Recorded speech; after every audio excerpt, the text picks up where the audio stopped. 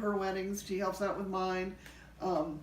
Her weddings last a little bit longer, but I'm funnier, so we kind of try to balance it so that we get everything all in one. But it's such a joyous occasion, and I'm so glad to meet both of you. The reason I'm sitting is I had a minor a fight with a little snowboard, and the snowboard won.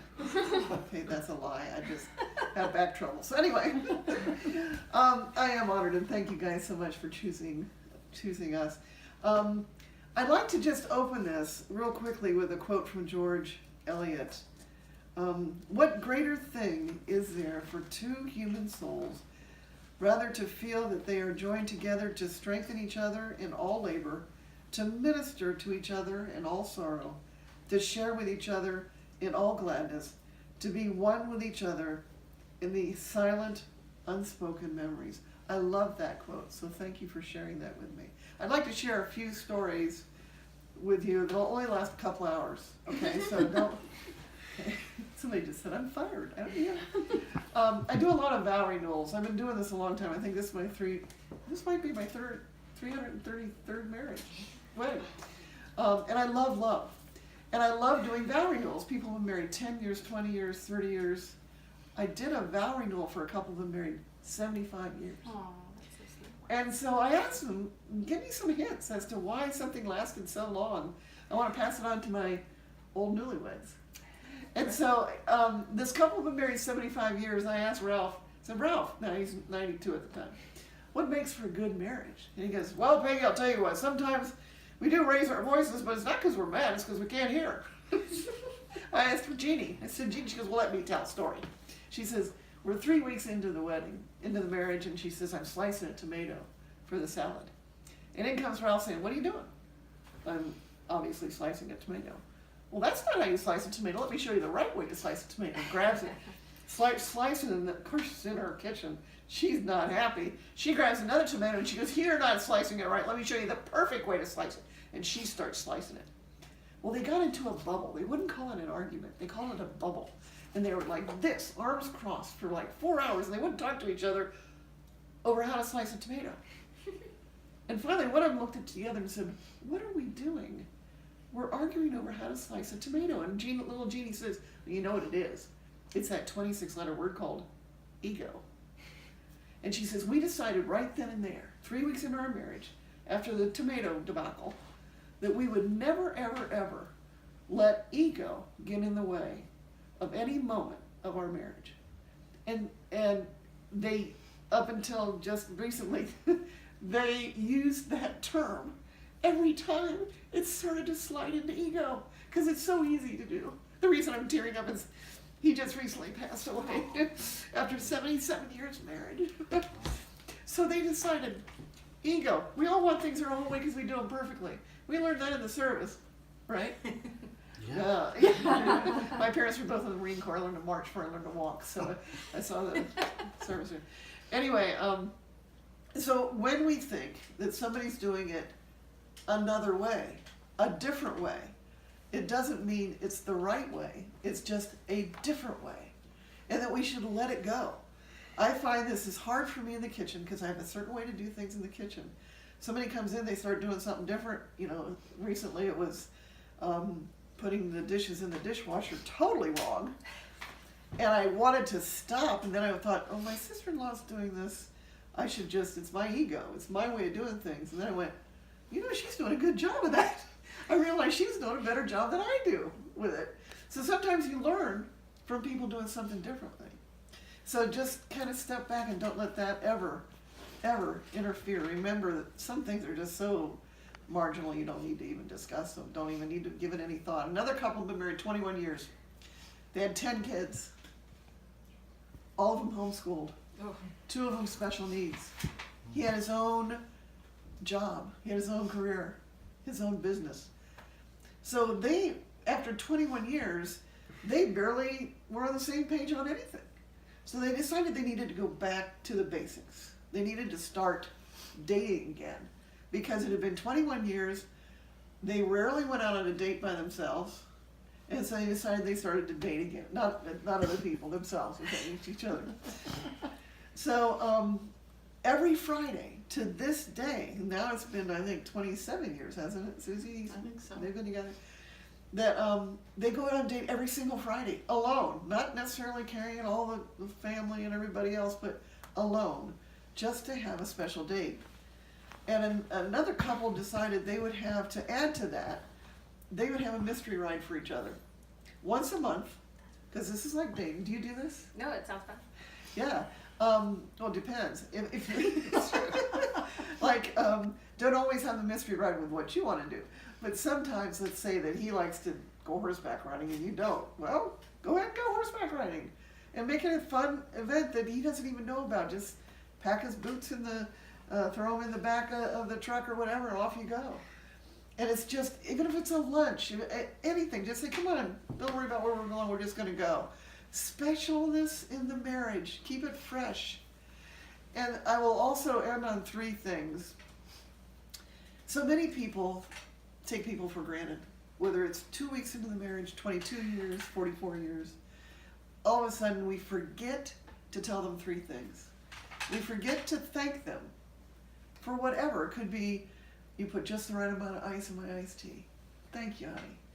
Whether it's, oh, you made the bed? You surprised me. You made the bed today. How nice. Thank you.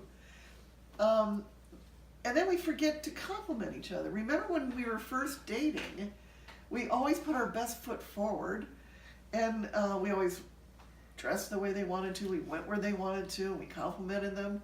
And sometimes we kind of, after 2 weeks or 22 years, we stop complimenting each other. We stop forgetting that the other one likes that. We all like to be complimented, don't we?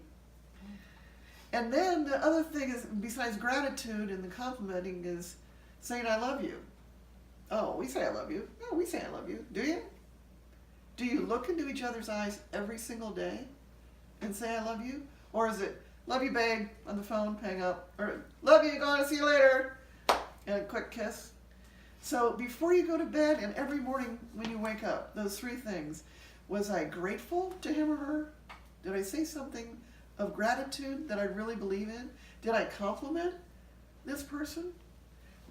And did I tell them eye to eye that I love them? Because if you do those 3 things, how can you start to split apart at any juncture? Whatever juncture you come to, you have a choice of going left or right. When you do these 3 things, you're always going to choose the same path. And it all equals love. So that's my Peggy's Pearls of Wisdom, no extra charge. Now, Susie, if you don't mind doing a reading. Sure. From Corinthians. From 1 Corinthians.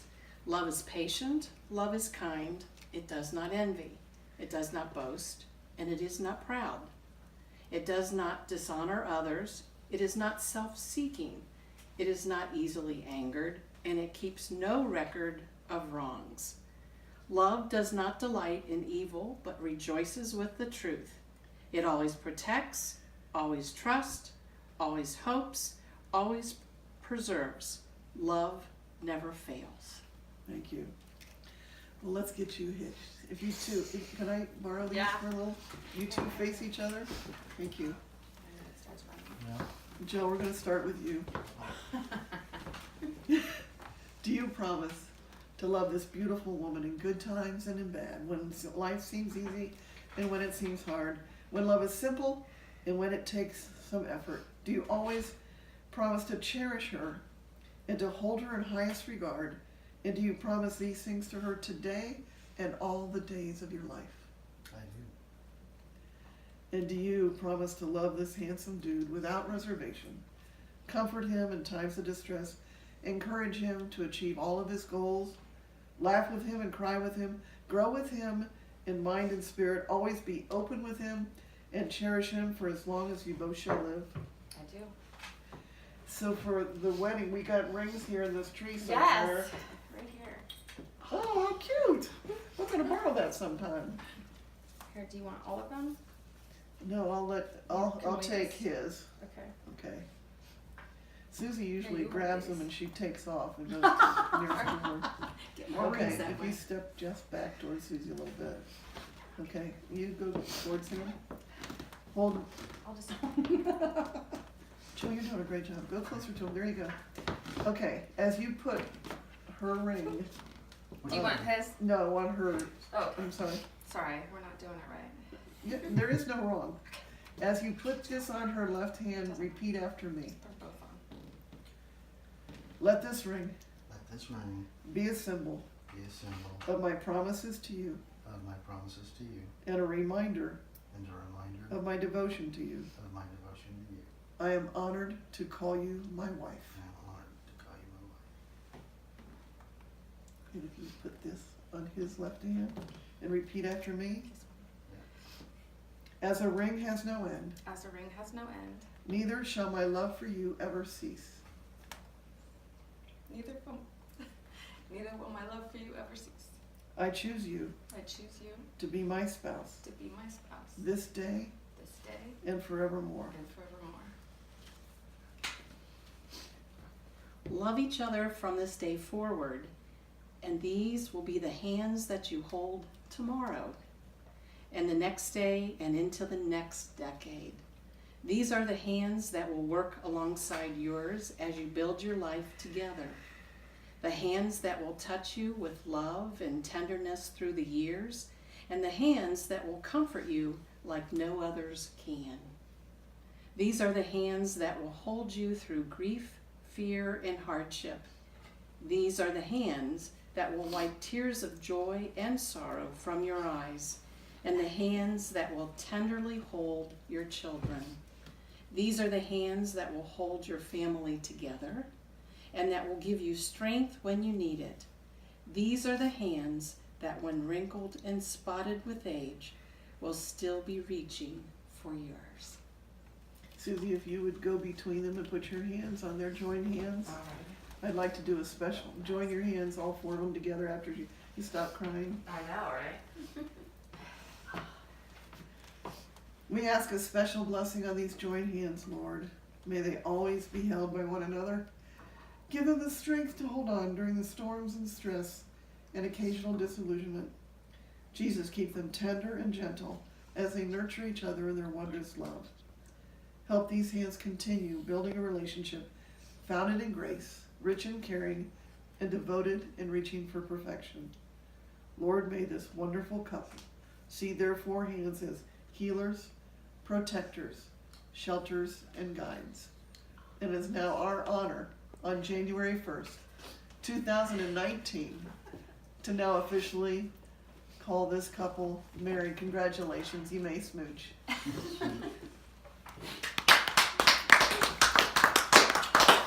Yes. Sorry, I got all like. Oh, congratulations! Thank you. Do you mind standing over by the tree for a second so Susie can line you up for a couple pictures? Yes, I'm gonna go blow my nose one more time.